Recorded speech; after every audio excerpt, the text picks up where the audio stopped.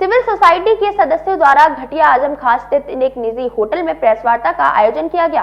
Civil society Agra के general secretary Anil Sharma ने बताया कि पुरातत्व सर्वेक्षण की अधिकांश इमारतें भारत के आगरा जोन में स्थित हैं। पिछले 40 साल से इसके संरक्षण को लेकर अनेक मुकदमे सर्वोच्च न्यायालय, उच्च न्यायालय, इलाहाबाद तथा स्थानीय न्यायालयों में विचाराधीन हैं। और जो ताजमहल को लेके मामला उठा है ये वाकई में बड़ा गंभीर है और ताजमहल को लेके जब भी कुछ मामला उठा है तो उसके व्यापक असर रहे हैं, दुनिया भर में असर रहे हैं, आगरा की इकोनॉमी पे असर रहा है।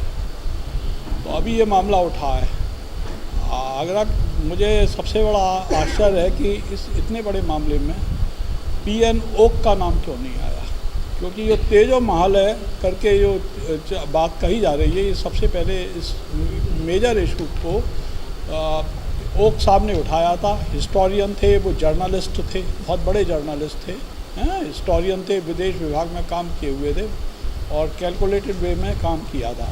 जो अभी तक लखनऊ से कोर्ट में बात उठ के आई है वो लगभग वही है जो लगभग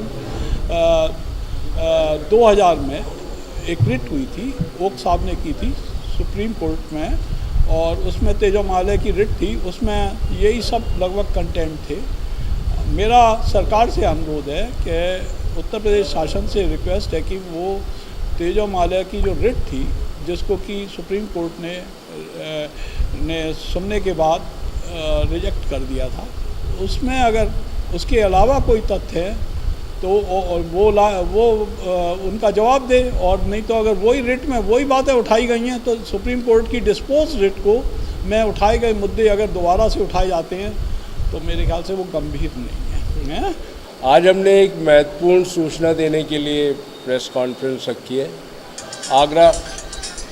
आगरा हिस्टोरिकली बहुत इम्पोर्टेंट सिटी है और आर्कियोलॉजिकल सर्वे ऑफ इंडिया का यह बहुत बड़ा ऑफिस है।